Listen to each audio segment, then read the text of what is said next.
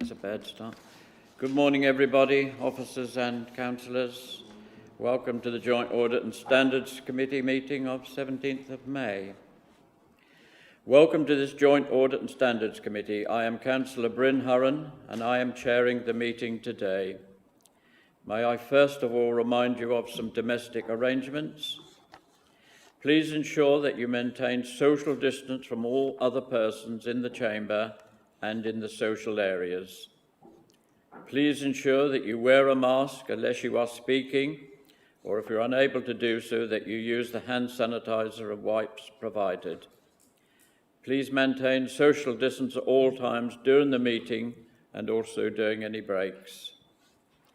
Please ensure that microphones are muted when you are not speaking and that you do not interrupt other speakers.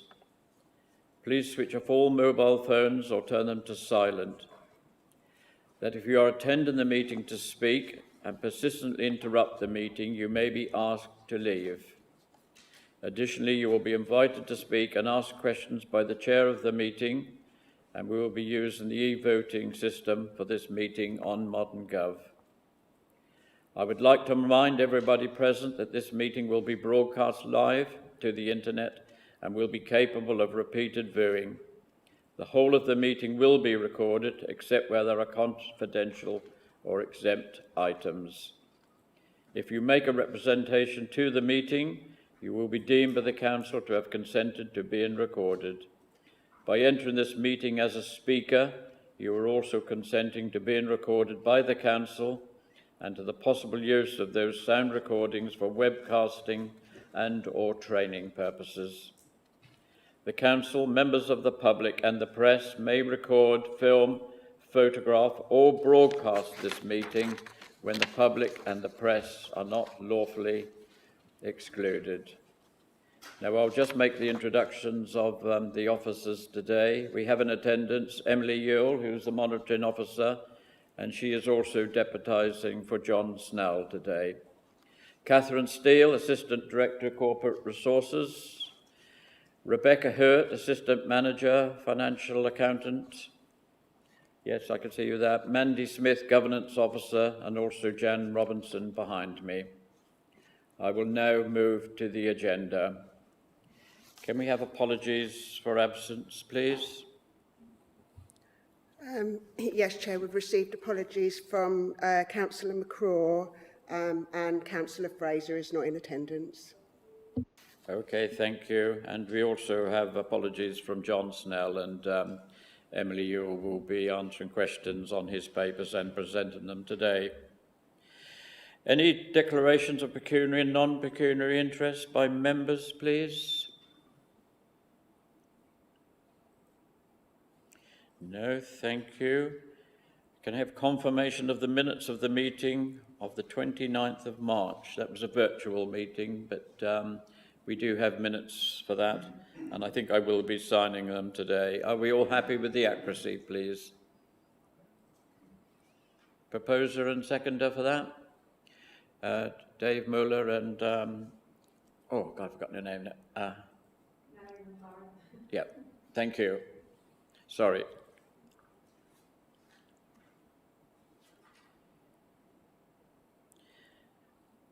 Okay, and we now go to the vote on that. So can we conduct the vote, Mandy, please? Thank you, Chair. If councillors could go to the modern.gov app and that vote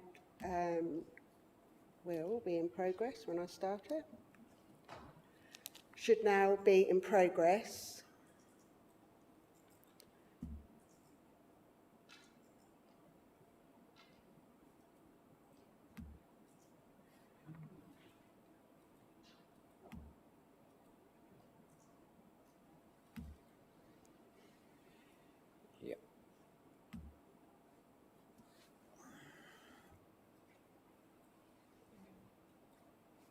Just waiting for one more vote.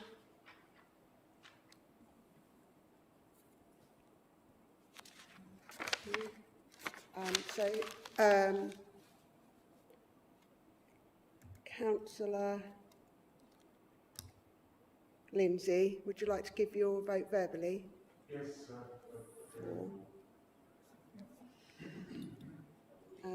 Councillor Norris, would you like to give your vote verbally? It's told me I'm not eligible to vote, probably because I haven't clicked on the attendance first. Just try that.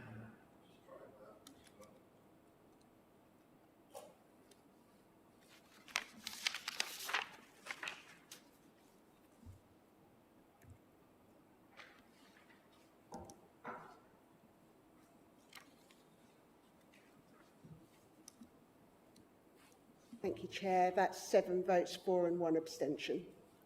Thank you, Mandy. Now, do we have any petitions? No, none received. Thank you. Questions by the public? None received. Questions by councillors? None received. Thank you. Well, we'll go straight into JAC 2019, the annual internal audit report 2021. And I think, Emily, you're due to report on this, please. The floor is yours. Thank you, Chairman, and good morning, councillors. May I say it's very nice to see you all in person.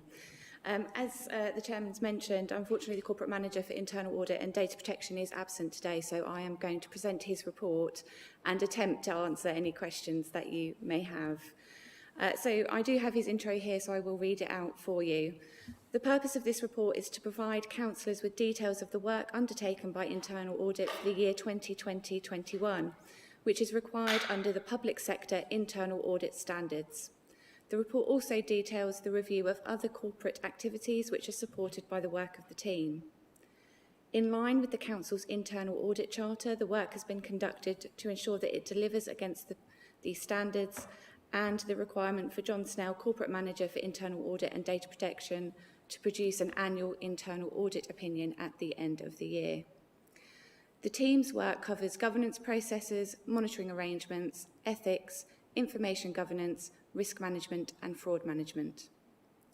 The work of internal audit is resourced from internal staff and an external partner reporting directly to the Corporate Manager for Internal Audit and Data Protection. This arrangement allows a direct internal provision plus the benefits of commissioning external skills and capacity. The option of working with an external partner continues to be very effective in that management retains control over the internal audit function while at the same time leveraging the internal audit resource of the third-party service provider. It provides access to valuable and diverse specialised skills as needed and achieves a level of flexibility which can be critical in effectively dealing with a range of operational issues. Moving to Appendix A, 90% of internal audit work completed during 2020-21 has yielded either a substantial or sufficient or reasonable assurance opinion over the design and operation of the services, systems and processes audited. For the one audit review that was assessed as having limited assurance, actions have been agreed with management to improve controls and are closely monitored until such a time that they are addressed. This work is currently being followed up and the results will be reported to this committee in the mid-term report. Any outstanding weaknesses in the governance, risk and control framework will continue to be followed up by internal audit. Full details of the audits completed are reported in Section 6. Due to the Council's response to the COVID-19 emergency and reprioritisation of workloads, an impact has been felt on the internal audit resource and its ability to deliver normal internal audit work during the course of the year. From April 2020, internal audit has and continues to support the Council's tactical management team, responsible for managing emerging risks and directing resources to help ensure critical services are maintained across the 2 districts. This includes supporting the business cell, assisting with checking emergency grant applications for businesses, and more recently supporting the staff matters cell, with responsibility for taking a coordinated approach to different factors affecting staff during the pandemic, and looking at the preparation of policies, procedures and protocols. In addition, the cell is responsible for maintaining the redeployment list and advising on requests made for additional resources to support TMT decisions. As a result, the Corporate Manager for Internal Audit and Data Protection has agreed with management to defer a number of audits into 2021-22, and these are detailed in paragraph 6.3 of the report. As well as conducting internal audit reviews, internal audit team has significant involvement in a variety of other council-wide activities. Internal audit continue to perform well against the agreed performance indicators. Audit clients continue to express a high level of satisfaction with the service delivered, and the latest figures are based on a 50% return of the completed customer satisfaction surveys. The reduced percentage of the audit plan delivered is as a result of responding to the COVID-19 emergency and resulting reprioritisation of workloads. And I will now read out the audit opinion of the Corporate Manager, which is obviously the essential assurance statement for this report. Although the Council's response to the COVID-19 emergency and reprioritisation of workloads has had a significant impact on the internal audit resource and its ability to deliver normal audit work during the course of the year, I am satisfied that sufficient assurance work has been carried out to allow me to form a reasonable conclusion and an opinion, which is that the Council's framework of governance, risk management and internal control provides sufficient, reasonable assurance. The system, process or activity should achieve its objectives safely and effectively. However, whilst there are some control weaknesses, most key controls are in place and operating effectively. Where weaknesses have been identified through internal audit review, internal audit have worked with management to agree appropriate corrective actions and a timescale for improvement. In giving the audit opinion, it should be noted that assurance can never be absolute. The most that can be provided is a reasonable assurance that there are no major weaknesses in risk management, governance and control processes.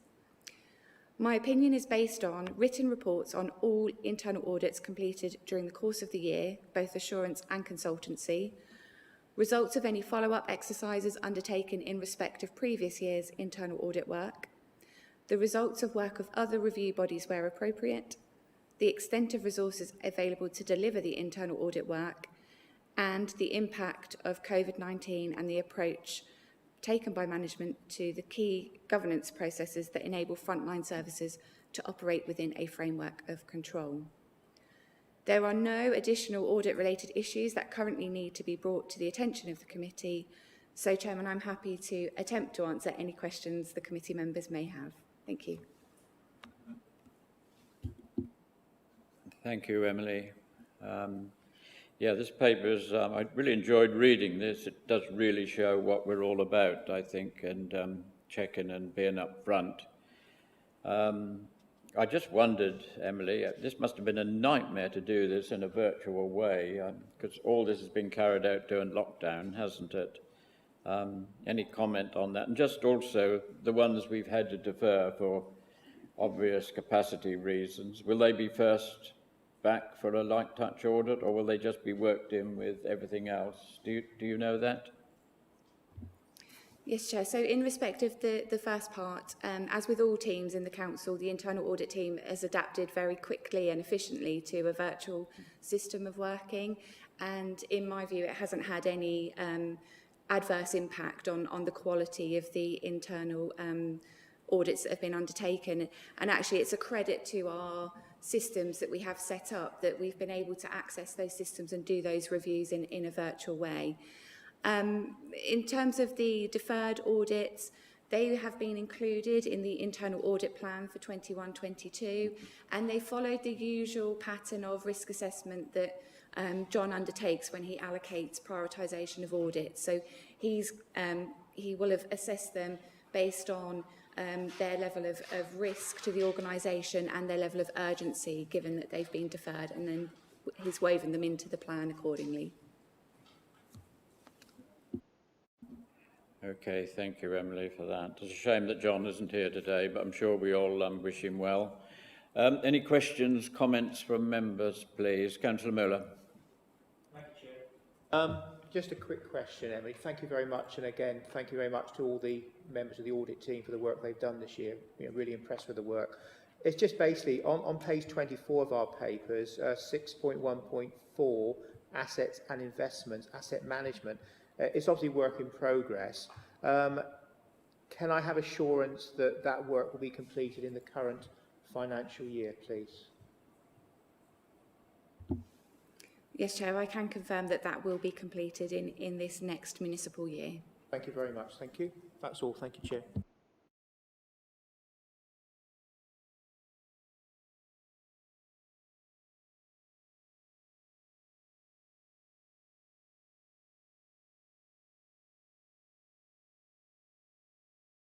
Now is the extent of external support. Can you hazard a guess of how much, what proportion of the work of the, 2021 year has been carried out by external support rather than by our own staff?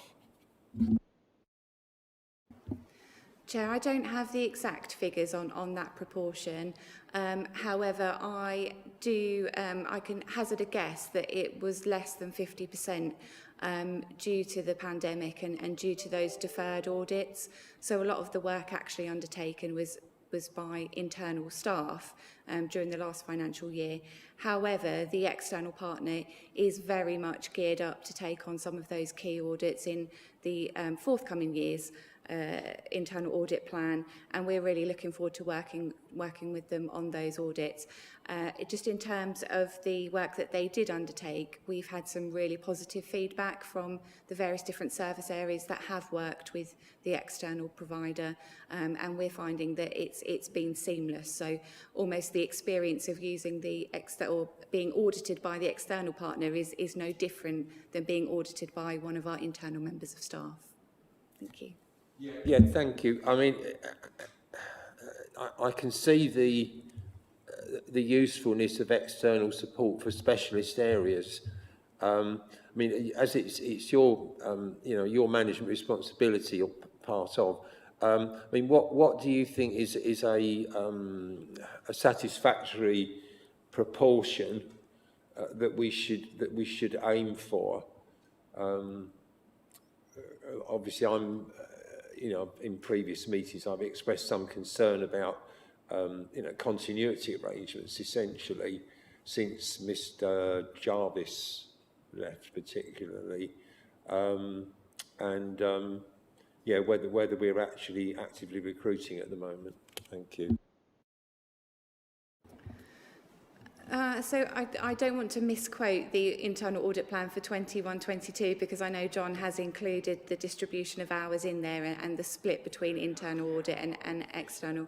But I would expect that to be at least a 50-50 split, if not more heavily weighted towards the external provider, given that they've got such a spread of resource that we can tap into. We aren't actively recruiting people to the internal audit team. We've made a decision that the external partner is the way to provide internal audit, at least for the next 12 months. But we do keep that under continual review. John is our contract manager in terms of that relationship with the external provider. He has regular meetings with their leadership. And I'm sure if the committee wished that the external provider would be willing to have somebody come along and talk to you about their business and their operation, if that would help to give the committee some reassurance that the model does work very, very well.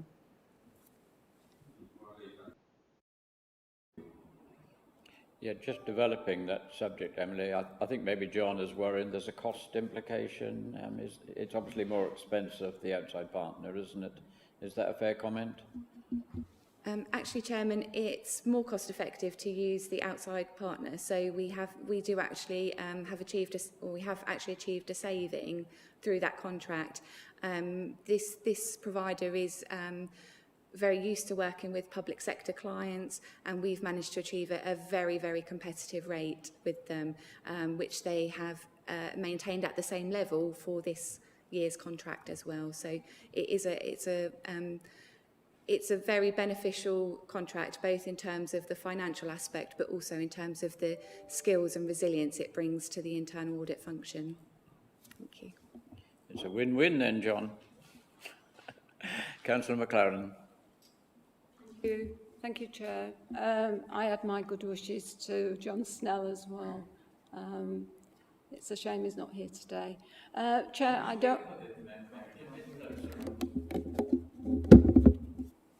Sorry. Can you hear? Is that better? Oh, that's better, yeah.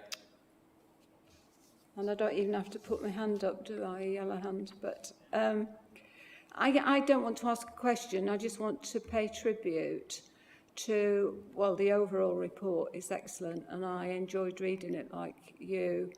But I think the team that stood out for me, and I don't particularly want to pick out a particular team, were the grants team.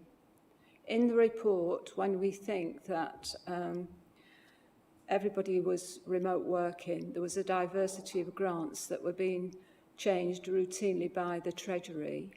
I think that team, given that there was 3 mistakes in the report, I think well done to them for a job that was excellent. Thank you, Chair.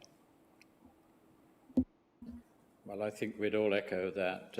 I remember when this first happened, things were flying past my desk, and you could tell how hard they were working, and even getting things out to local members to try and contact people. It was quite brilliant. I think that can be minuted, can't it? And congratulations can be passed on. Well deserved. Councillor Lindsay. Thank you, Chairman. There's just one thing on housing, health and safety in the table there. It says limited assurance to be followed up early next year. And there's 3 different areas where, you know, the potential risks lie that have been helpfully highlighted there. But I just wonder if, you know, if there's a sense of, if we can get a better sense of what's going on there. And it says recommendations have been made to further strengthen governance and oversight. Do we have any sense of that there is a risk of things going wrong in health and safety and housing? Yes, thank you, Councillor Lindsay. I think when I read it, I wasn't sure whether we're worried about the tenants or the staff, but I'm sure Emily can enlighten us on that. Yes, thank you, Chair. I do have an update from the Assistant Director for Housing, who has said that there has been a comprehensive overview of the work done to date against an action plan, and that's been presented to the Health and Safety Board. So the Health and Safety Board is monitoring and overseeing the actions that have been agreed by management in response to that audit opinion. They also have the external partner Cllr currently conducting a follow-up review of progress since the original recommendations were made. So there is very clear activity there to ensure that those concerns are addressed and an action plan in place, and it's being monitored. I think, Chair, just regards to your comment, my understanding is that the health and safety concerns were about safe systems of work rather than any risk to our tenants. Okay, thank you. You're happy with that? Okay, any other questions pertaining to this paper? Everybody happy? Well done. Yeah, very, very good paper, Emily. I'm sorry that you were thrown in at the deep end of it, but obviously we've all read it and extremely happy with it, and to know that these sort of safety checks are going on. Now, that doesn't need to be voted upon, does it, this one? It does need a vote? No, okay. So straight on to item 8, Joint Annual Governance Statement, and that'll be you again, Emily, I'm afraid. Thank you. Sorry? On the last. There was a debate first. Oh, I see. No, well, no, I did ask for any questions or comments, so there were none, I don't think. We're all done? Yes, everyone put thumbs up and we're done. Okay, we'll quickly move to the vote on that one. My apologies. Thank you, Chair. So Item 7. I'll open the vote on modern.gov. If you'd like to go to the app, that should now be showing in progress.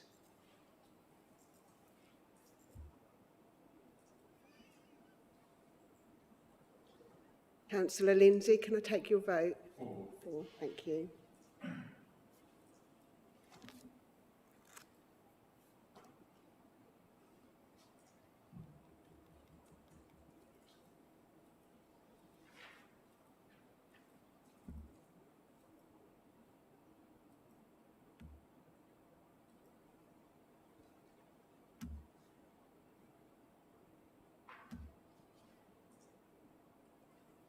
Thank you, Chair. That's unanimously 4. Thank you, Mandy. I'm sorry for the confusion. It's a little difficult to hear you when you're masked up. Right, okay. Item 8. Sorry about that, everybody. Joint Annual Government Statement, and that will be you again, Emily, please. Thank you, Chairman. And again, I've got an introduction from the Corporate Manager to read out for you.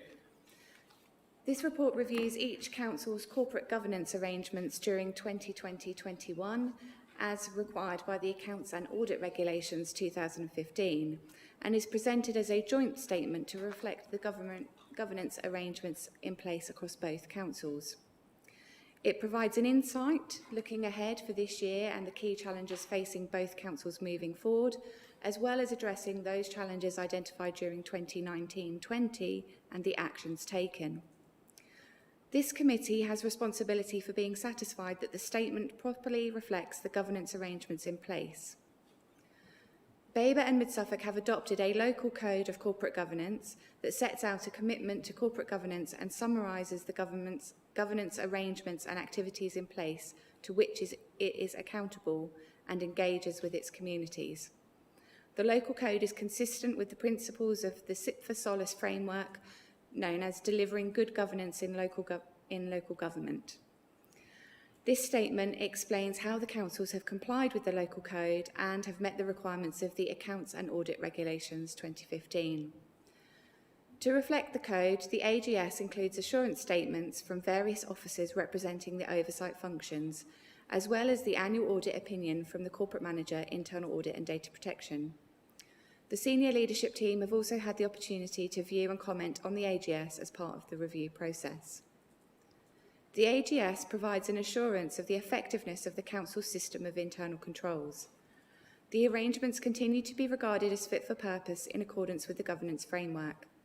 There have been no governance issues identified during the year that are considered significant in relation to each Council's overall governance framework.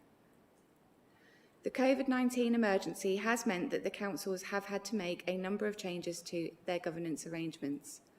This governance statement provides assurance that the governance arrangements that have been in place during 2020-21 were sufficient and robust.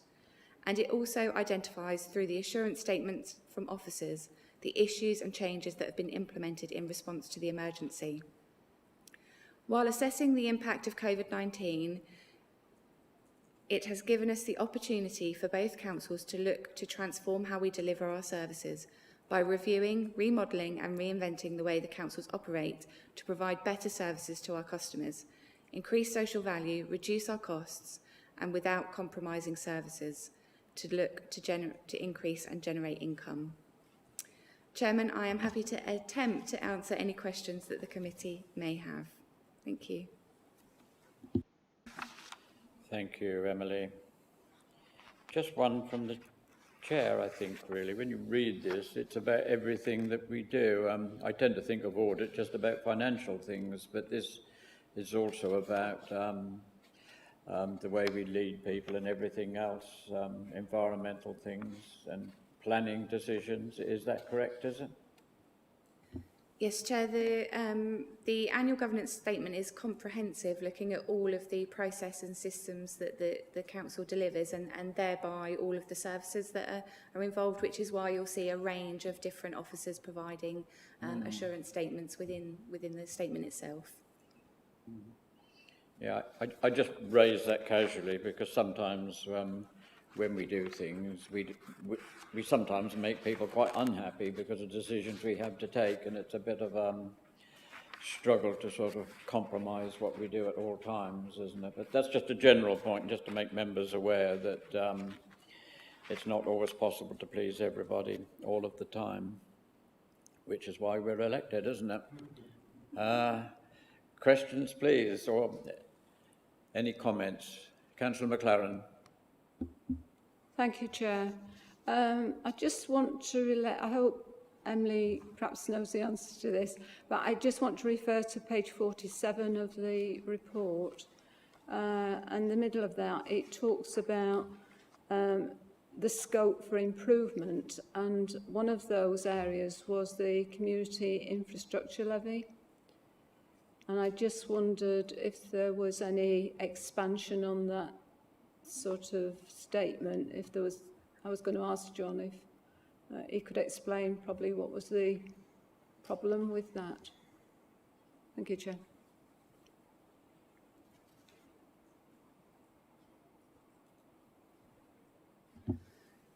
Chair, I'm afraid I don't have the detail to answer that question, but I will take it away and ask John for an explanation. Thank you, Emily. I would appreciate that. Thank you, Chair.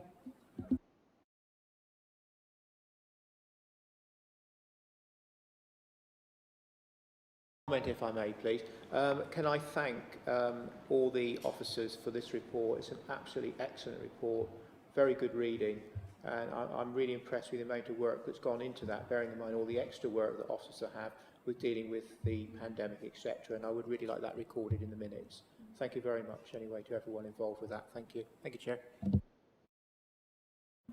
Yes, I think that's endorsed from the chair as well, Emily. It does, when you read it, look at it in depth, it does encompass everything we do, as I already said. So, good paper. Councillor Matthissen, please. Thank you, Chair. Yes, some comments really. Obviously I've read a number of these over the years, and you know I think the first one I really struggled with. I mean, it's a statement of how we should be running the council, and at that time I was able to see a number of points in which we were not doing what it said in the statement. But that was under a previous chief executive and a previous monitoring officer, and I'm quite confident that things are much better now.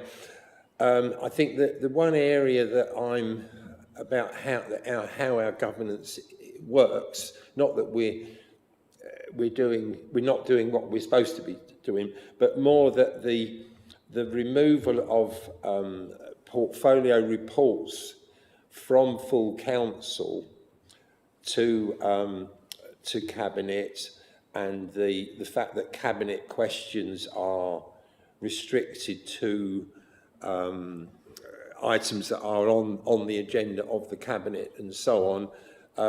I'm afraid I do experience that as a somewhat of a loss of accountability, and I do feel that this is the right point to make that observation, actually. But as to doing what it says in the report, my feeling is that yes we are. So it's that's whether that requires any amendment to the report, I don't know. Thank you, Councillor Matthissen. Well, it's good to know we're improving, obviously all down to your hard work.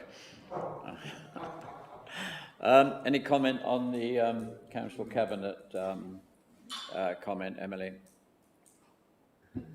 Chair, only to clarify that there was a full review of the Constitution 2 years ago now, I believe, which was a cross-party Constitution working group and obviously adopted by both councils. So the provisions in there have been developed very much with councillors. But of course, there's always opportunity to review the provisions of the Constitution, and if the question of questions to Cabinet is something that members would like to be reviewed, then we can do that as part of our ongoing review of the Constitution. And just in terms of Cabinet member reports, that was agreed, the approach to Cabinet member reporting was agreed with the Leader of the Council and the Leader of the Green and Liberal Democrat group. So that is a united or comprehensive decision to deal with them in that way. Are you happy with that, Councillor Matthissen? You can always attend Cabinet as well, as you know. Yes, yes, I do know. I mean, I think that to say that the leader of our group was entirely happy with the outcomes is yeah, stretching things a bit, frankly. But we'll look for another review another day. Thank you. Okay, thank you. Any other questions or comments on this paper? Councillor Caston, thank you. Thank you, Chairman. Yeah, I'd just like to echo Councillor Muller in saying that this is a really good. It's a big piece of work. It's clear there's a lot of detail in there, and it does take some reading. But the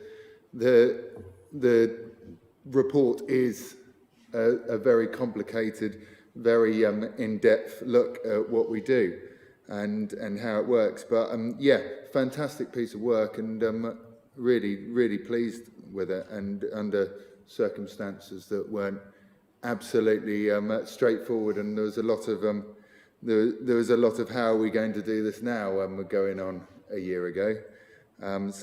Yeah, I'd like to say well done to the team, and thank you very much. And I think this will be useful to every councillor, really, to look at, and just to check on what's going on and reinforce, you know, that information that they know already. Yeah. Thank you.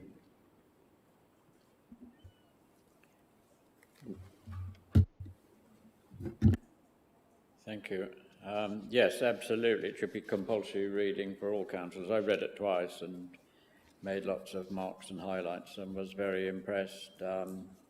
It's down to resources, but obviously if we do everything we say in here, we'll be doing pretty well. And everybody should be happy. But as I said earlier, it's a difficult ground, isn't it? Any other comments or any debate needed? Any other questions? No? Okay. Well, we definitely need a vote on this one. So over to you, Mandy.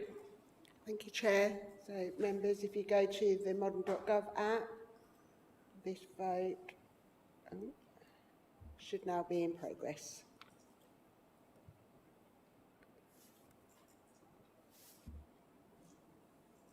Councillor Lindsay, can I take your vote? Thank you.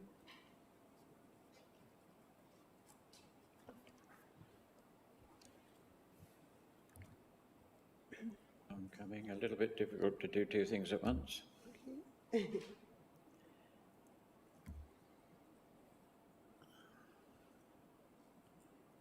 Nearly there. Would you like me to take your vote verbally, Chair? No, I'm coming. Okay.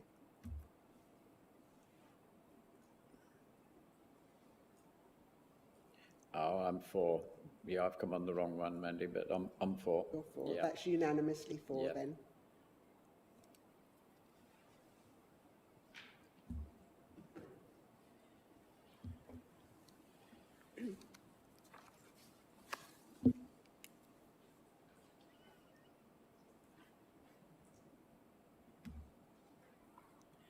Okay, item 9, everybody. This is probably the main grist of the meeting today. Environmental, social and governance considerations for the Council Joint Treasury Management. And I think, Rebecca, you're going to lead us on this one. Good morning. I thought I spotted you behind the trendy mask. Thank you, Chair. Good morning, councillors. This report presents the key considerations for developing an environmental, social and governance policy for the Council's Treasury management investments in order to facilitate discussion on the preferred way forward. It considers how an ESG policy could incorporate environmental considerations into the Council's investment decisions to reflect the ambition to make Suffolk carbon neutral by 2030. The main focus for addressing climate change is investment in fossil fuels. There are two main approaches to addressing fossil fuels: to engage or to exclude, also known as screening. If a screening approach is taken, it would need to be considered whether exclusions apply only to extractors and producers, or whether it extends further in the value chain, such as end-of-chain sellers, including supermarkets. Alternatively, investors can choose to engage. One view is that investors should shift their focus more to supporting companies that are helping the transition to net zero and using their ownership clout to force change at transgressors, rather than screening out the climate problem from their portfolios. The UN Principles of Responsible Investment provides a framework against which fund managers can be assessed for their approach to ESG. The councils are each invested in 4 strategic pooled funds, which were entered into with the key objective of generating revenue income. Each of these fund managers is a signatory to the UN Principles of Responsible Investment framework and scores well against it. The report sets out the approach to ESG for each of the Council's 4 strategic funds. The Council's Treasury Management Advisor, Arlene Close, has advised that there are equity funds with income strategies that screen out fossil fuel extractors, or whose focus is on renewable energy and or decarbonisation. However, the yield for these ranges between 0.5% to 3.3%, compared to an average of 5.2% for the Council's existing funds. Although the total overall return for each of the Council's existing funds since investment has been positive, they have incurred unrealised capital losses, as shown in paragraph 4.38 of the report. If these funds are redeemed to invest in ESG funds, the unrealised losses would need to be recognised as a revenue cost. This report is presented to members to facilitate discussion on the preferred approach. The following points should be considered when considering developing an ESG policy. Firstly, the Council's key objective in holding strategic pooled funds, which was to generate a source of revenue income for the councils. Secondly, the difference in yield for ESG funds and what an acceptable cost would be to move to ESG funds. Thirdly, the cost of the redemption of the Council's existing funds. Then whether to exclude fossil fuels or focus on funds that engage well with companies in the fossil fuel industry. And also finally, how the Council's existing investments score against the PRI framework and whether any of these should be retained. We'll be happy to answer any questions you have on this report. Right, thank you, Rebecca. There's no definite recommendations on this paper, only it's down to us to start the ball rolling. So I think we need to set the pathway ourselves in conjunction with officers. Councillor Matthissen. Thank you. Yeah, could you just run over the fifth of those points that we needed to consider again? I didn't quite get that one. Yes, certainly. So the final consideration was how the Council's existing investment funds score against the framework from the Principles of Responsible Investment, and also whether any of the existing funds of the Council should be retained on that basis.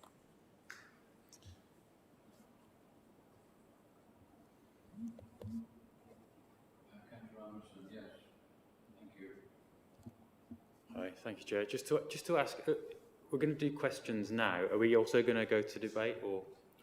Well, I think we'll ask questions on the paper first and any comments, and then debate will follow, I would imagine. Yeah, okay. Thank you. Councillor Lindsay? Yeah, thanks, Chair. There's a lot of comments about the fund managers being A+ or A for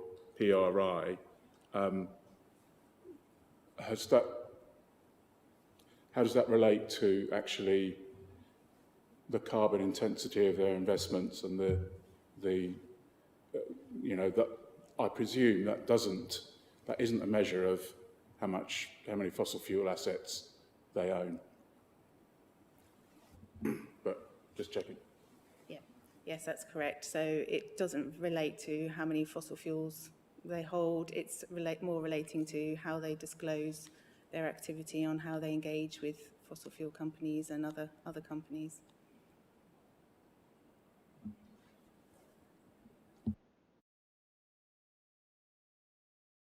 Debate. It's very differentiate between the two, isn't it? But are we all clear on the paper? Yep, well, let's open the debate then. Far away. Councillor Matthissen. Yeah, I think the first thing that struck me really was that on the 425, and Councillor Lindsay just alluded to that, this is these sort of scoring against the United Nations. I've forgotten what PRI is now, but anyway, this sort of scoring system, and thought, well, they're all very, very good, and the problem is they don't actually offer much of a basis for distinguishing different ones, and I remembered the experience years ago that I bought the state-of-the-art freezer 15 years ago, and it was an A+ energy rating. I thought fantastic, and actually now they're all A or A+, but if you want a really, really good one, it's A+++. And so really what happened was that the whole energy rating system that was brought in 15 years ago was sort of overtaken by technology improvements, which is great. However, I think the same sort of problem arises here, that everything that we're investing with is A of one kind or another. Most of it is A+, and so it's difficult. And perhaps to some extent this comes back to what Councillor Lindsay said. The PRI framework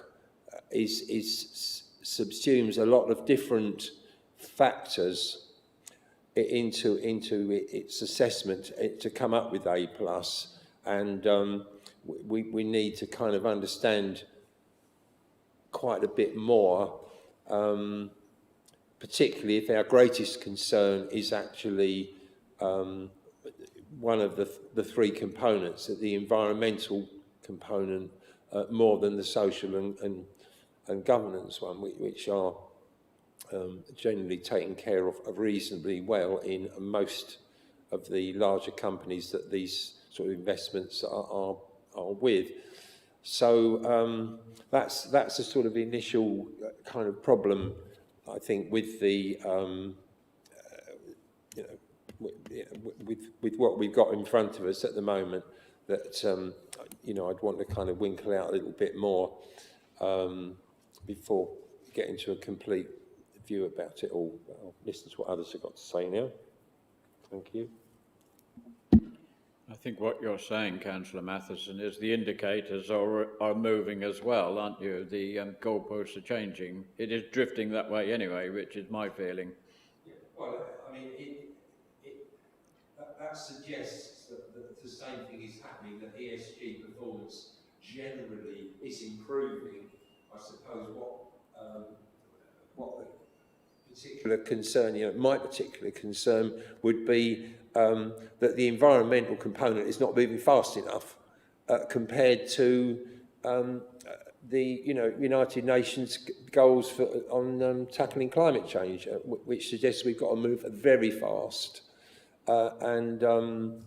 So yeah, the general drift is welcome, but on the other hand, the reason why certainly I and others have pressed for this report to come here is particularly on that specific area. So I don't know whether Rebecca or officers can help us with that very much, but I'd be welcome to hear.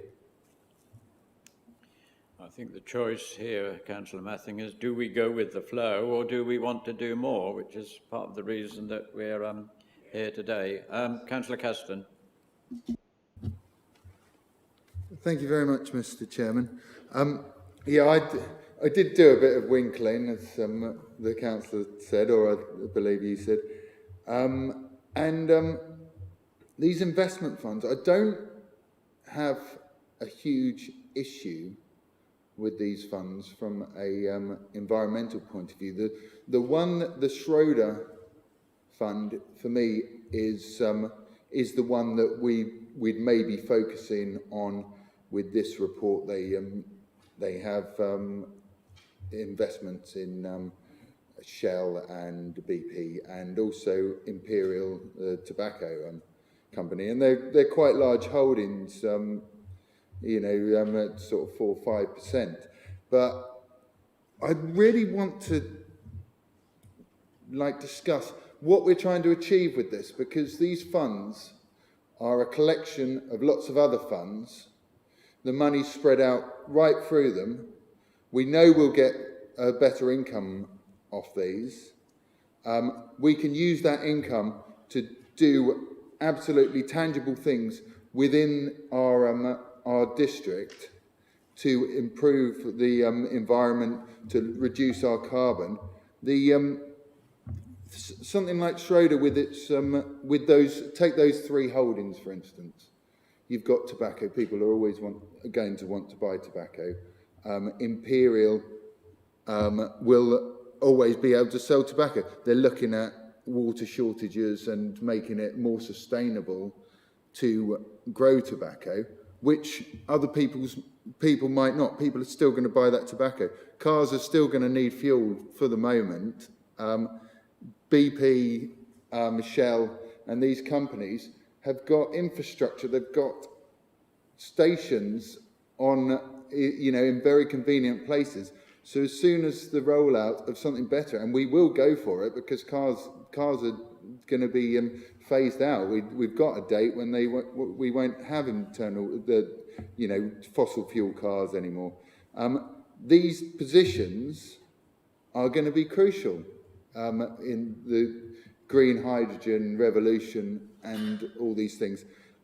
Are we saying we don't invest in them because another company will come along and get infrastructure in those places so that we can carry on with this revolution? I'm not really quite sure what we achieve by that. I personally would prefer to have the money and be able to use that in our district to set an example and reduce our carbon and teach children the importance of this.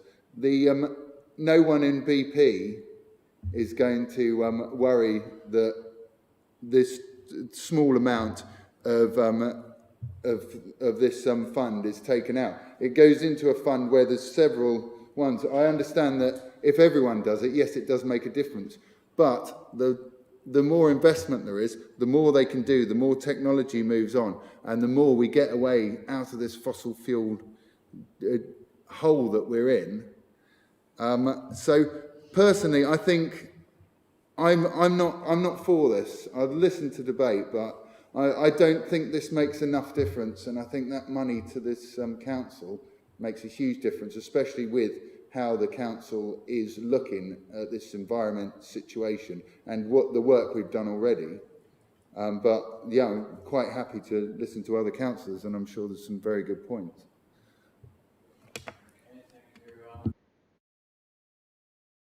Councillor Muller.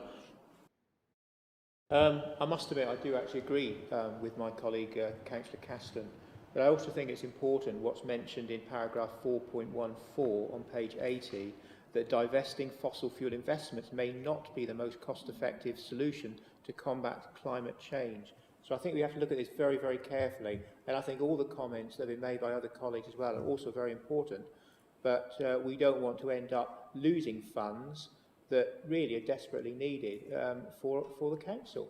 And I think that's got to be our priority. Is obviously, yes, we mustn't ignore climate change. It is an emergency. It's very, very important. But at the end of the day, we don't want to divest, lose money at this moment in time. Thank you, Chair. Thank you, Chair. Yeah, I mean, arguably good points. However, maybe I can offer an alternative context to what you appear to be operating in. And I wonder how aware we are of the shifting nature of the financial landscape that we're operating in, and the risk, the financial risk that we might be exposing ourselves to by taking a more conservative approach, little c, to our investment strategy. So I want to read just this key paragraph from a corporate statement document by one particular think tank, which says adoption of solar, wind and battery is growing exponentially worldwide, and disruption is now inevitable because by 2030 they will offer the cheapest electricity option for most regions. Coal, gas and nuclear assets will become stranded during the 2020s, and no new investment in these technologies is rational from this point forward. That's what one leading think tank is saying. So, you know, I don't have all the answers. I don't know how much truth to put in that, but as part of the information that's available to us, it's something to consider, right? So. Thank you, Councillor Amorowson. I can tell you would like to push for change. Councillor Lindsay, please. Thank you, Chair. Thank you, Chair. So we, as a council, was it a year ago, said that we declared a climate emergency and said that this was one of the most important things, I think. I think everyone's agreed on that, reducing carbon. But that doesn't really, if we're talking about we need to reduce carbon emissions as a council, people are going to look at us and wonder why it stops outside our doors, why we carry on investing in companies like BP and Shell. If we're doing all the officers and the council themselves are doing all we can to cut our own direct emissions, and yet we're putting our money into fossil fuel. So I think, and in answer to Councillor Caston's question, they won't be worried, BP won't be worried by us removing our tiny amount. Actually, they will be, because all councils have a bit of money in companies like BP and Shell, and they're very scared of a precedent. I think it's slightly naive to assume that these companies, their business plan is to extract fossil fuel and sell it. Now, I know there's a lot of detail here from the fund managers about how they've been talking to these firms over years, and the firms have promised them this and that. They're going to reduce production by X amount. A lot of that is because they have to reduce production because demand has fallen because of the growth in renewable. They're facing a shrinking, dwindling market, and their value is shrinking all the time. And this is what Councillor Amorowson was referring to with the risk of stranded assets. And new businesses are coming in. If you look at the field of electric cars, completely, you know, the car industry, the conventional car industry could be wiped out by electric car makers. The same with the energy industry could happen. These companies are clinging on to their business plan, which means because they own billions of pounds of assets, of fossil fuel assets. They're not going to tear up that business plan just because they've had engagement from a few fund managers. They will want to sell as much of those assets as we can. And all the science tells us that we can't go on extracting and burning fossil fuel. We have to stop. We have to reduce it to zero. And our own council has said we're going for zero by 2030. So to carry on blithely investing in these companies in the naive hope that they will somehow change their ways by 2030 is wrong course, I suggest. Thank you. Thank you, Councillor Lindsay. Also in the last paper, we did acknowledge that we would be trying to do something about the climate emergency, so we are signed up to that. Can I just bring the officers in?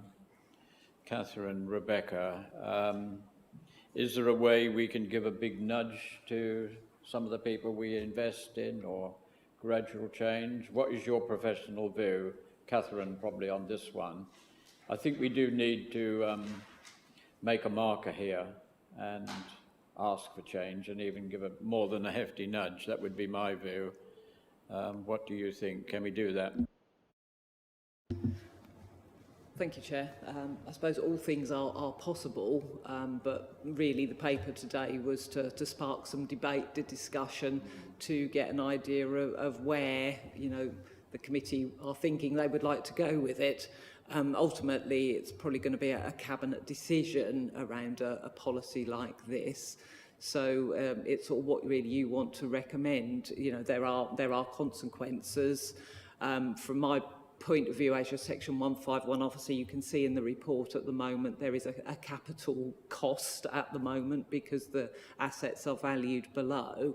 So I think at the moment we would be foolish in terms of finances to divest while we're below the capital value, but it would be good to know what you wanted it to look like when we've got to that position, and we could make some choices in terms of where the money was. So, for example, you know, if there was a decision about fossil fuels, then if at the point we can take money out of Schroders, then we can look at funds that would have that, you know, not in it, as for example.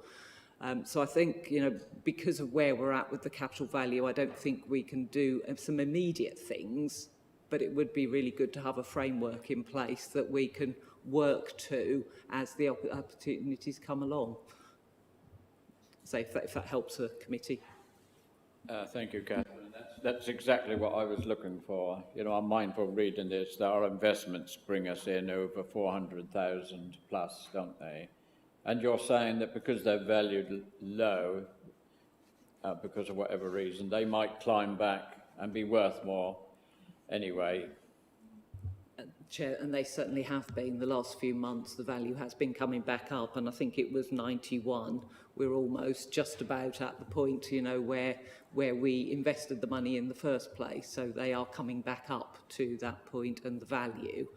And there is also a choice, obviously, for the council. I mean, there's been various views about the income that we get and what we do with it. There would be a reduction in the income. So again, that's a choice, but we know that choice has already been made by the council.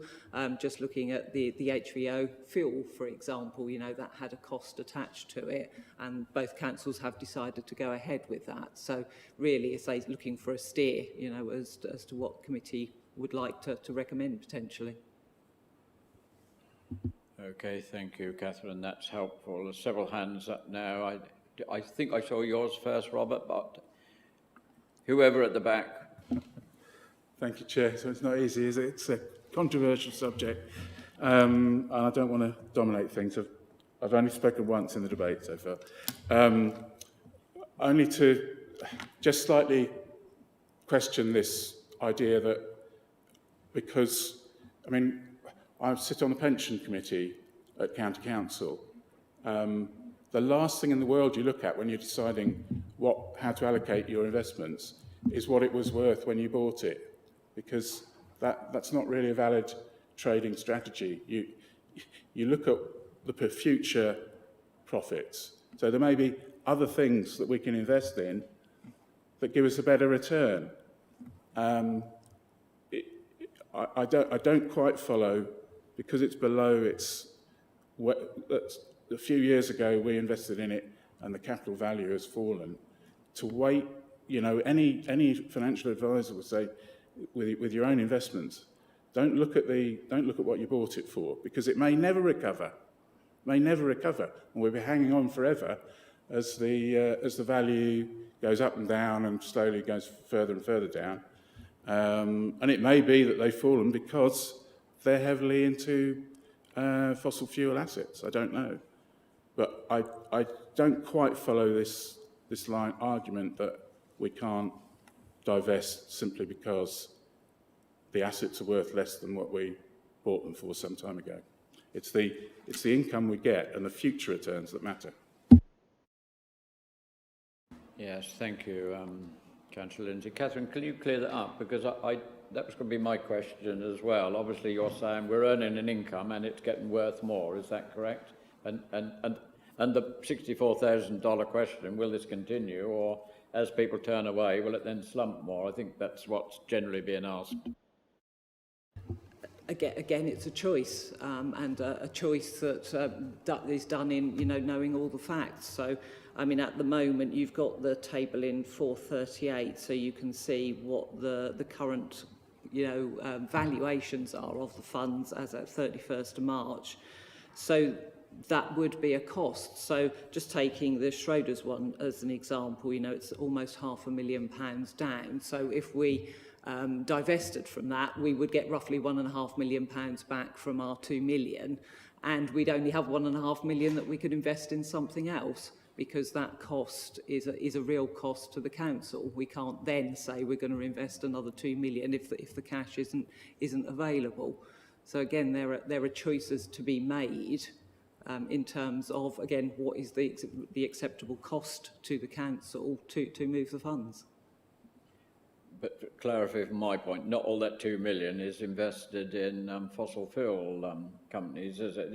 It's spread anyway, so something else is going down as well. It is spread, but obviously we just invest in that fund. So the Schroders fund, you buy units in that fund. I don't believe, Rebecca might correct me if I'm wrong, I don't believe you can say, I want units in this fund, but I don't want them to be in fossil fuel. I think you have to then look for another fund that doesn't invest in fossil fuels. Do you want to clarify that, Rebecca, or are you happy with what's been said? Yeah, I'm happy with what's been said. That's my understanding as well. Okay.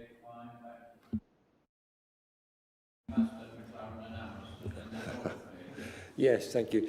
I think the report has been very useful in actually drawing out why officers were reluctant to, and obviously we began to discuss this back in January, why there was the great reluctance, and it turns out that if our accounts were being done, council accounts were being run on the same basis as a company outside, a private company, then that loss that's been identified, that specific loss,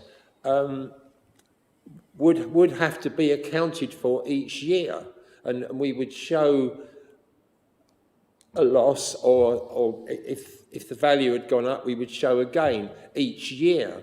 But it so happens that the government decided, and I reference up I think where it is now, I reference up there's a paragraph that actually explains this specifically.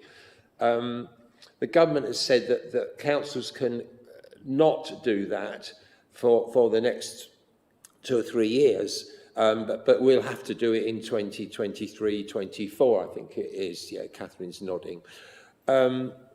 So at the moment, we have this loss, but we're not declaring it. We're not going to suffer. We're not going to have to take that amount of money out of what we've got available to spend. We're going to say, well, at the bottom of the accounts at the end of the year, the revaluation of the Schroders and the other funds resulted in a loss of X, which indeed is what happens with the CIFCO accounts, and then those are brought forward into the council's accounts in that way.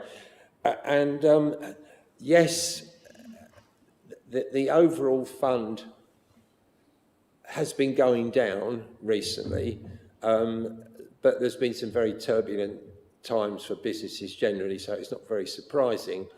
So I think, and now I'll come back to what Councillor Lindsay has said, is that what matters is if we sell the Schroders and buy something which is ESG filtered and has not got fossil fuels in it, for the amount of money that we get at the moment, will that fund that is filtered, will that go up roughly the same as the rest of the market, or will it perform better than if we stayed with the Schroeder one we have, or will it perform worse? And in capital terms, that's the question, if you like. Now, there's a separate question, and I understand what Councillor Caston has said, that currently the income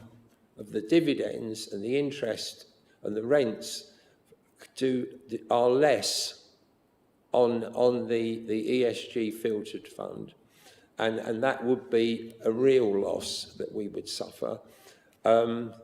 But that in the short term, that is a cost of doing the right thing and pursuing our corporate policy, which is to actually try and do our contribution to tackling climate change that can get to zero CO2 emissions by 2030. And so that's real money, and the other stuff is not real money. It's just accounting entries, and it's just the same as when Councillor Whitehead gets up our finance portfolio, and no doubt the same thing in Baber, and says, well, the CIFCO loss is not real money, it's only accounting, it doesn't matter, etc., etc. And it's just the same as that, actually. So, I think that it's perfectly reasonable to say we should make some moves at the moment. The Cabinet should decide to make some moves at the moment. And that if we can find something amongst other possible investments that has, and I think I come back to that we strike a different balance between income and risk, and that if we could perhaps achieve the same level of income as we are at the moment by running a greater degree of risk, and that greater degree of risk would go where Councillor Amorowson has pointed, which is that it would invest more directly in the businesses that we think, or that the experts and the fund managers think are going to be the future in a carbon reducing and carbon free world. So that to me, that is my statement of the choice. One part of it doesn't actually matter, the other part does matter, and it's a judgment, and we should grasp that. Thank you, Councillor Matthissen. I don't think it's in our gift to make a decision, but we can send a strong steer to Cabinet and Council, I would imagine. Councillor Caston. Thank you very much, Mr. Chairman. Councillor Lindsay does obviously have experience of investments, and I do agree with him that if investments are losing money, you've got to sell them whatever time they need to be sold. But I will say that this is not a normal event. These aren't the book cost isn't losing money at the moment. It's round about the end of February 2020, we had a black swan event on the stock market. Everything dropped. It dropped a long way. So we valued these funds on the 31st of March. In the latest valuations of those, the UBS has gone up 1.55%. That's increased its book cost of around £23,000. The Schroeder, since the 31st of March, has gone up 3.31%. It's still got a long way to go, but that's about £51,000 it's increased since the 31st of March. And the 91 investment is now in positive the value. It's worth around £15,000 more than we bought it for. So this is what is happening in the stock market, in these funds at the moment. They've hit a real low because of coronavirus. Things are recovering. They're good, solid, sound investments. These people know exactly what they're doing. You know, we can talk about ethics, but these people absolutely know what they're doing. That's why people put so much faith and put money into these investments. We need to definitely give them a chance to recover before we cash that in. These funds are a long term. You've got to do them long term. They don't work if you trade them like shares.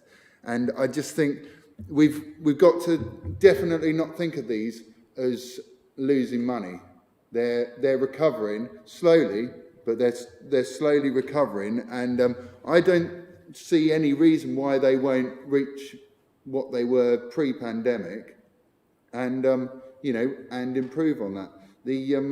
Their income shares, the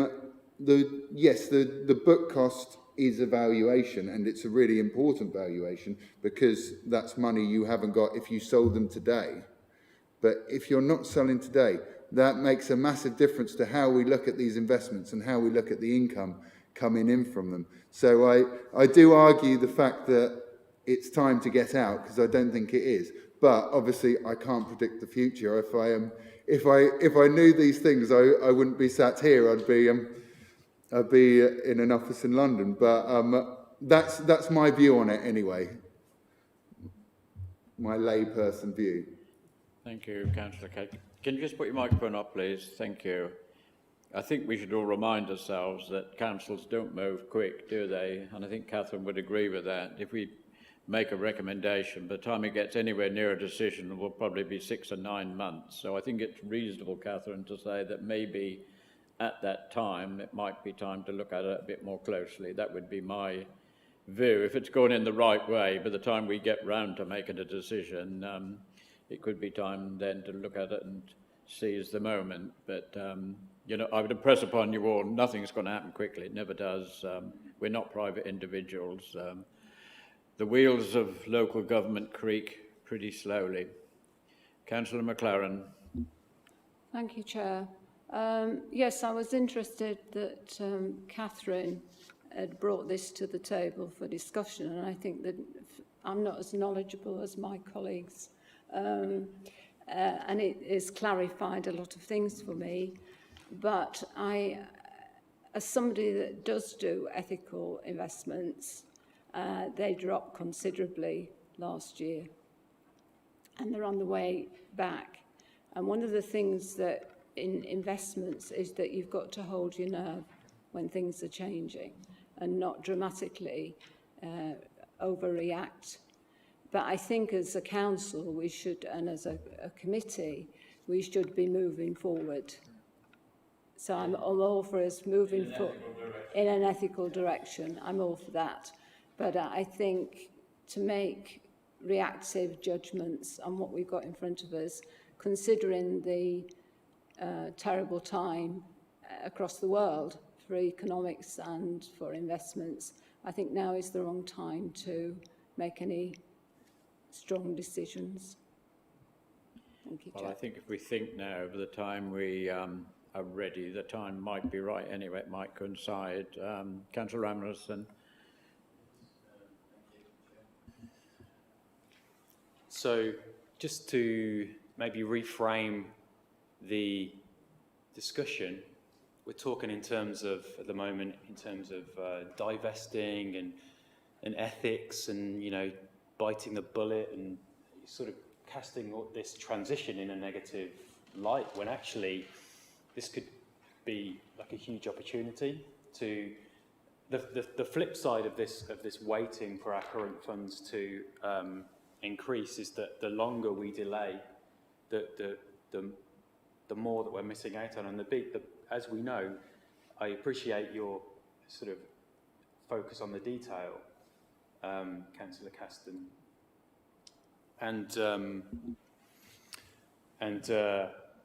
But however, we know that the big picture, if we just zoom out, is that, you know, those fossil fuel funds are sunsetting. It's a sunsetting industry, and the sunrise industry is renewables.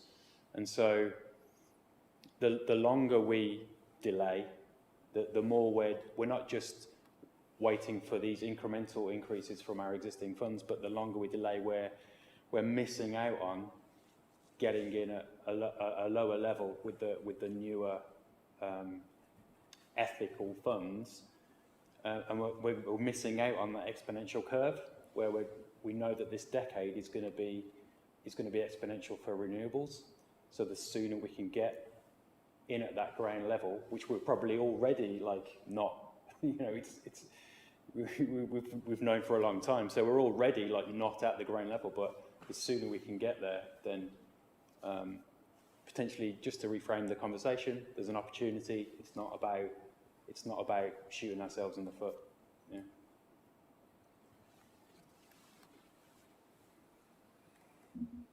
Thank you. Anyone else wishing to speak or anything to add to the debate? Robert, I will allow you to speak a third time. I appreciate it, Chairman. I'm trying to be constructive here to find a way through the path. I just, in a sense, the timing, we can't make decisions about timing of investments, nor should we. It should be the fund managers that make that decision. So I don't think we need to get too het up about that. I think the point is the principle, and do we want to recommend to Cabinet that we push? I mean, my feeling is we recommend that we push the fund managers more to the existing ones we have, Schroders and the other 3 or 4, to say, can you filter your investment decisions for fossil fuels? So you, if not eliminate, but you reduce the investment in fossil fuels. And if they say no, it's take it or leave it, then we investigate other providers, other managers that do have. There are loads out there of ethical managers that will apply a filter regarding fossil fuels on their investments. So that's the principle, and then the fund managers will tell us if oh no, we can't put, I mean, usually what we do in the pension fund, we did shift a load into a low carbon fund, and we said we want to do it, and the fund manager said, well, the best way to do it is phase it over 6 months in 3 lots, so you're not exposed to the vagaries of the ups and downs of the stock market, and that's the way you do any transition with investment funds. So, I mean, I think I don't know whether we want to put it to a vote but that's my proposal, that we recommend that the fund managers, we recommend that the Cabinet urge fund managers to apply a filter, and if not, we then look for different fund managers.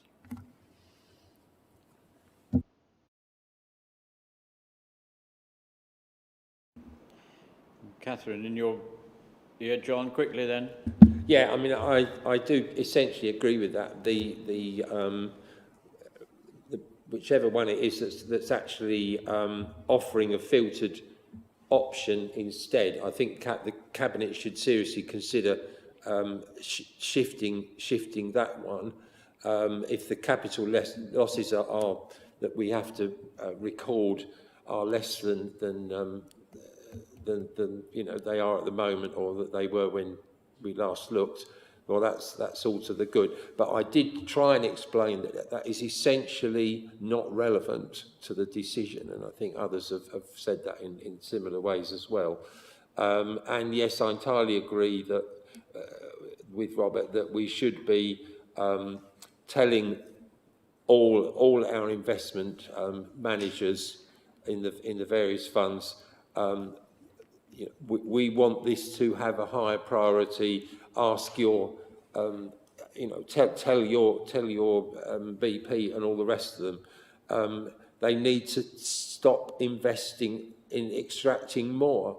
You know, the message from the science is very clear: leave it in the ground, and that applies whether we talk about oil, whether it's gas, coal, peat, all of them. Leave them in the ground is the only safe thing to do, and we have to put that across. So that's... Thank you, Councillor Matthissen. Any other comments or thoughts? Catherine, are we safe to send that sort of message to Cabinet or make a recommendation today? I'll have to call for a vote in a moment, I think. If it's a reasonable motion, I would support it, because I think we do need to do something, but that doesn't mean we whip money out of fee-earning things and put it somewhere a little bit dicey. It's got to be done well. So your view, please. As our Section 151 officer. Just one thing I do just want to come back on. Councillor Matthissen was talking about the losses, the book losses. Book losses do become real when you sell the assets. So I know talking about Sifco as well, they're currently book losses, but if we sold those Sifco assets, that is a real loss. As with these fund investments, it's on paper at the moment, but if we actually divested, then it becomes a real loss. In terms of your discussion, yes, I agree, where you've got to asking Cabinet, to consider, pushing the fund managers seems acceptable, and then, what we do. I suppose I was just wondering whether you want to suggest any more parameters around that, at what point, bearing in mind the capital loss that might happen, whether you wanted to say what might be acceptable, is it 5%, 10%, 20%, what you might consider to be acceptable. But also initially, bearing in mind, I hear what you're saying about future funds. These might take off because that's where money will be going in future, and the returns could be a lot higher. There will be an initial loss as well in terms of the income. But again, whether you want to give any sort of steer again on what that acceptable position might be as well. So just a couple of other things to think about in terms of that recommendation. Thank you, Catherine. Yes, I'm very much mindful of what Catherine says. Although it's a book price, if you sell it at 3/4 what it's worth, you've only got that money to buy something else. So it is quite a steep loss, and we do need to bear that in mind. If somebody's going to propose, I'd like something that all 9 of us could agree on with a reasonable time frame. Or it may just have to be judgment. Catherine saying, well, how much are we prepared to lose? Well, I think probably it should just be down to the judgment of our experts at the time, because it's not only what you sell to lose, it's what you might buy to gain. It's going to be a very, very difficult seesaw to judge. So are you going to put a proposal, Councillor Matthissen? Well, half of the proposal, Chair, something we can build on, please. The parameter that I would want to offer is actually a parameter about how much income we're prepared to forego, because I've still maintain the capital loss is not actually real, because we will invest the money again, and if it's invested fairly well, then the chances are it will go up just the same way that the current fund is going up. As the market rises, it will float. Or what's the old thing about rising tide floats all the ships and all the rest of it? So I would suggest that as a proposal that we are willing to forego 25% of our income in order to get into a better mix of investments. That's a parameter which people can dispute and whatnot, if you like. But I can't focus on any specific capital loss parameter, because I don't think it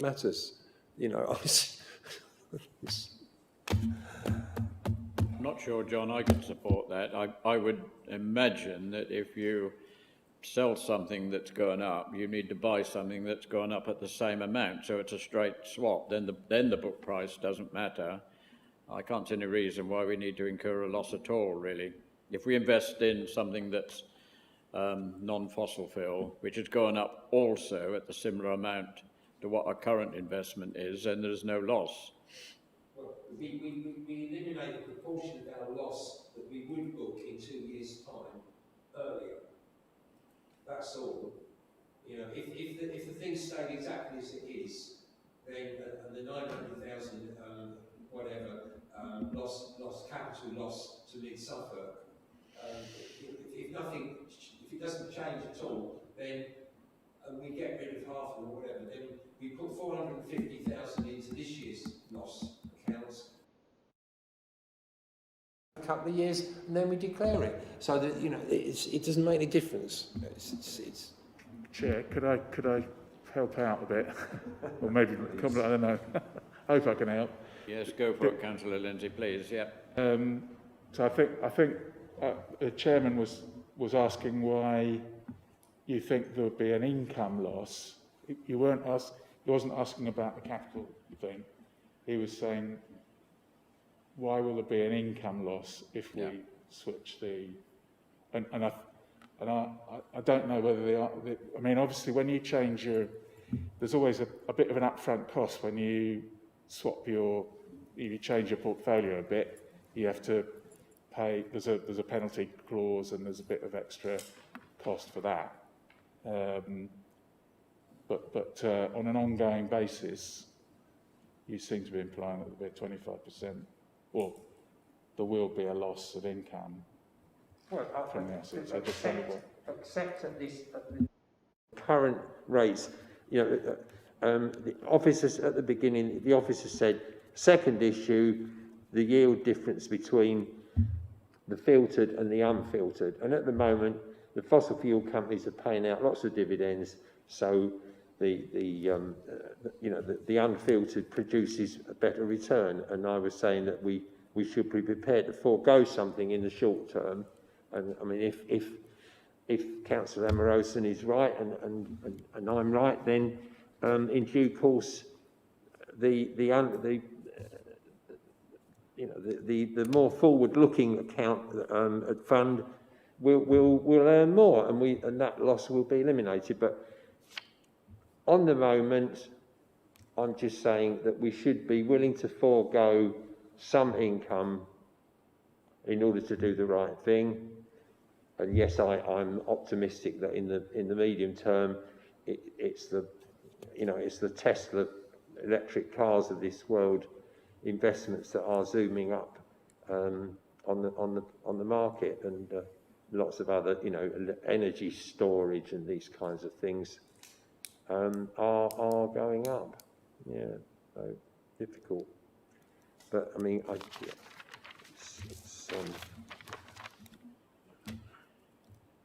think somehow we're getting a bit bogged down here. My feeling was that we should give the go-ahead. I'm not so worried about the book price. I am worried about the income. That's the difference, you see. I would like to swap a fossil fuel investment for something that's a bit green and with a similar income. The book price is just a straight swap on the book. And I'm not too sure you were understanding that, John. It's the income I'm concerned about because we need it to survive. These earn about close to £500,000 a year across Baber, Mid Suffolk, and I don't want to see that diminished at all, really, but certainly not much. Councillor Amorowson, did you just put a hand up? Yeah, just to ask, are you saying you just want a general principle and an idea of the money that or the percentage that we're prepared to I don't want to sell the lose, down the river financially. but you're not looking for specific advice on where to put the money like that. We're going to leave that to the officers. So is it just a case of agreeing between us a figure? I think we just need to agree a steer to say, look, we want you to do this, but we don't want a loss of income. We'd like it swapped for a similar fee-earning bond or whatever. And by what point do we want to see actual gains?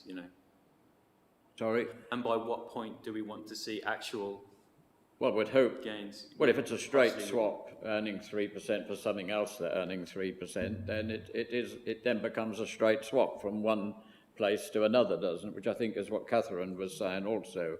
Plus, in the 9 months it takes to do this, the present bond may keep going up to a much better position anyway. I just want to see a gradual movement, sensible, without losing any loss of income, because because we do things with income like biodiversity and plant trees and all sorts of things. That's also, so for me the gap has got to be pretty narrow or not existent. So we're saying whatever proposal we put forward is provisional then, based on we're sending a steer to Cabinet to get on with it in the best way possible, bearing in mind that we can't afford to lose any money. That's what I'm looking for. Okay. Councillor Muller. Thank you, Chair. Yes, I totally agree with you. We must just ask the Cabinet, the officers, fund managers, just to give a steer. I'm totally against giving, I would be totally against a reduction of 25%. Absolutely, against that. Absolutely not. No, We it can must give be a just steer. And I would only be prepared to support a steer on this. And we can chase them on it, I would think. Say, look,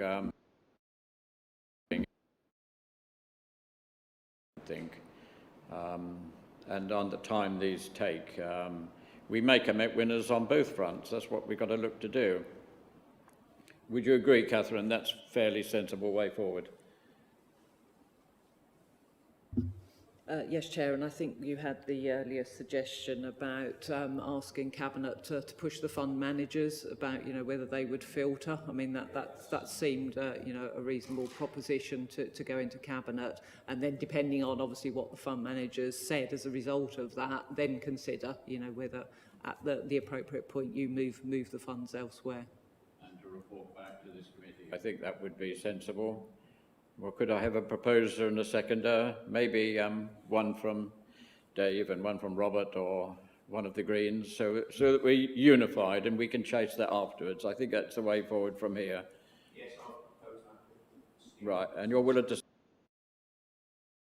Fine. Okay, all in favour? Show of hands on this one. Sorry, can I just have that read out again, please? Sorry, I can't hear with your mask on, James. Oh, sorry. Sorry, could I just have that read out again, please? Exactly what we're voting on there, because... Yes, we're sending a proposal to Cabinet that we would like to see funds diversified to more green-friendly, that's not the word that I'm looking for, but I'm sure somebody is writing it down, investments. And we might be willing to take a small hit, but no more than a small hit. And we're aiming for equal return, I would think. I think what Catherine said was that we push the fund managers to ask for filtered investments. So they filter the investments if they can see if they can offer us filtered investments. In other words, filtered for fossil fuel, and then we take it from there. I think we see what they say, but my feeling is if they can't, we should then investigate other fund managers. Well, I think we sent a clear message, and it will give us the right to push a bit as well and ask for feedback. That would be my way of doing it. And we may win in two different directions. The fund may get worth more, which will buy more alternative funds in the green market, which would be good. And if things have changed a bit, nothing's going to happen for 9 months, probably a year. These things don't happen in 3 months or even 6. So, as long as we're going in the right direction from here, we could do quite well and change the direction of this council as well, which I'd be very happy with. But as I sit in the chair, I don't want us to take a big hit, because it will mean we do less for our constituents and biodiversity, which is also green works in all ways. You had your hand up, Councillor Amorowson. Yeah, just say really, I really want to get this away from being sort of negatively, we're saying that we want to divest, but let's think about, if we can put it to the Cabinet, let's look at opportunities, and in the new tech that's now in development, and there are real opportunities there. So I'd want that positive vibe to be in the proposal as well. You know, that it's not just about let's avoid things. Let's be proactive. You know. Completely in favour of that. Yeah. Mandy, have you written this down into something that could be read out? I'm sorry, guys, it's very difficult to chair and write and get it all in together as well, but I'm doing my best here. Councillor Norris, you haven't spoken today. Are you generally happy with what's being done here? I was just asking, are you generally happy with what's being done here? Because you haven't spoken yet today, but... Yes, you'll have to excuse me, my hearing aid failed as I walked into the meeting, actually, so I haven't been able to pick up every I'm sorry. word. But my only comment, while I have the opportunity, I would just please do. highlight that, of course, capital valuations are a snapshot in time, aren't they? Yes. And these move up and down, as we know, in the long term. So it is a trend, really, that we should be looking at effectively. And I think as regards any reduction in income, I think it's difficult, actually, to put a quantitative percentage figure on any sort of reduction without perhaps some further work looking at what are the viable, realistic alternative options for investment. I accept the report. I think it's a very good report, but I think we can go on from this now. It gives us the situation, it gives us the status quo as it exists at the moment, and I think then we need to phrase the recommendation that's put forward more or less on the lines that have been put into words, yeah. Thank you, Councillor Norris. Thank you. Mandy, have I bought you a bit of time? I think Emily may just want to have a Sorry, word. Emily, yes. Thank you, Chairman. I've been writing as you've all been talking, and I hope I might have crafted something that reflects the will of the committee. And if you are in agreement, Chair, then I would suggest that the vote can just say as read out by the monitoring officer so that Mandy doesn't have to furiously type it into the system. So the recommendation I'm suggesting, Chair, is that the Joint Audit and Standards Committee recommends that the Cabinet pushes its fund managers to filter investments in respect of the ESG considerations, looking for positive contributions to tackling our carbon reduction priorities, and that the Cabinet considers withdrawing funds from investors who do not adequately address these concerns.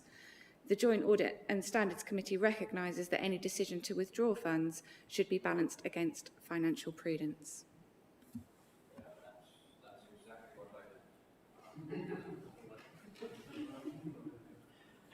Councillor Caston. I'm looking for a proposer and a seconder now, and then we'll go to the electronic vote.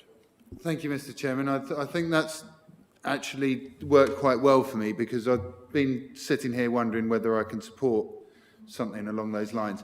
And the biggest thing for me is the vague sort of understanding of whether a company's good for the environment or bad for the environment. And a fossil fuel company, I don't think we'll wake up one day and go, oh, there's no more fossil fuel cars. We better shut the offices and board up the windows. And I think potentially in the future, like with green hydrogen, it could easily be these companies that are doing it. But if we're looking at our investments and looking at whether those companies are actually prepared to do that kind of work and move on and move forward like we want them to, I can support this, and I think this is a good recommendation. Thank you. Councillor Muller. Thank you, Chair. Yes, I too am happy with that proposal from Emily. We'll be happy to support that. Thank you. So we have a proposer and a seconder.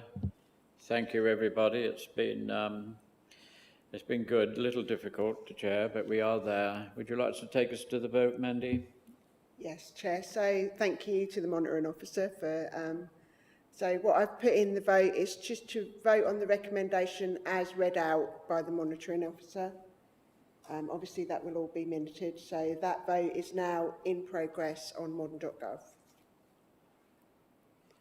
Councillor Lindsay. Thank you.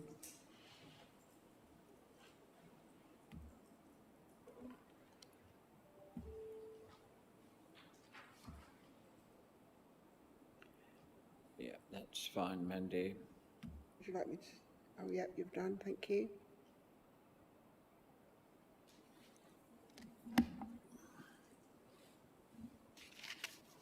That's unanimously for, Chair.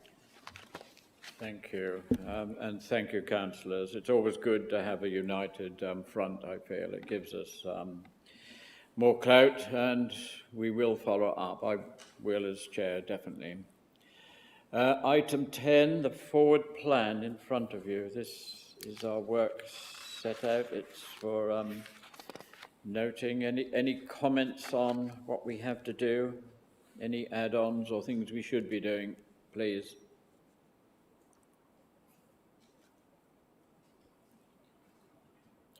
Everybody happy?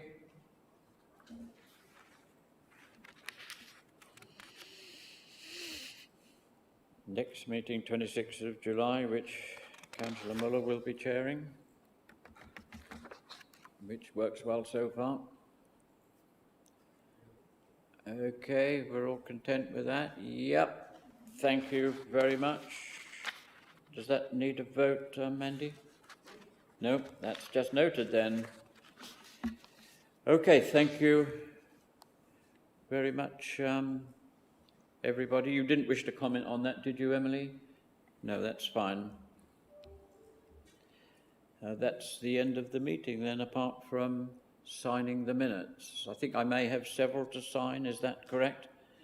I thought you were going to pounce. Well, Dave and I will obviously stay behind and do the appropriate ones. That will bring us up to date, which will be good. Great to see you all. Stay safe and see you on...